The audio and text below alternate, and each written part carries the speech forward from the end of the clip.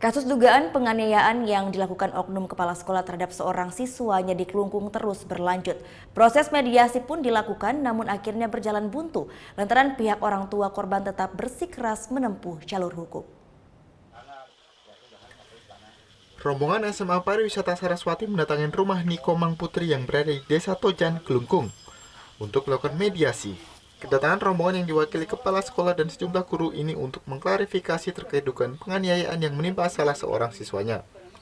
Dalam mediasi tersebut, pihak sekolah membantah telah melakukan penganiayaan yang menyebabkan mulut korban sampai mengeluarkan darah. Pihak sekolah pun juga meminta maaf kepada keluarga korban dan berharap kasus ini diselesaikan dengan jalan damai. Namun, mediasi yang berlangsung selama 30 menit ini akhirnya berjalan buntu. Orang tua korban pun tetap bersikeras menempuh jalur hukum. Kalau ini dibiarin nanti lagi 1 tahun ada peristiwa seperti ini. Apa namanya? Berarti kan dunia pendidikan udah tercoreng. Enggak, kemarin teman-temannya ke sini nanya, dia nangis takut. Gemetar gini. Barusan dia keluar.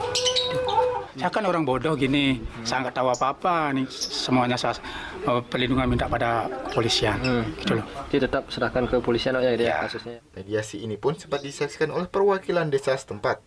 Ya, mediasi niki belum menemukan istilah kata damai dari pihak keluarga masih akan menempuh jalur ini secara hukum dan sudah dilaporkan ke Polres Kelungkung.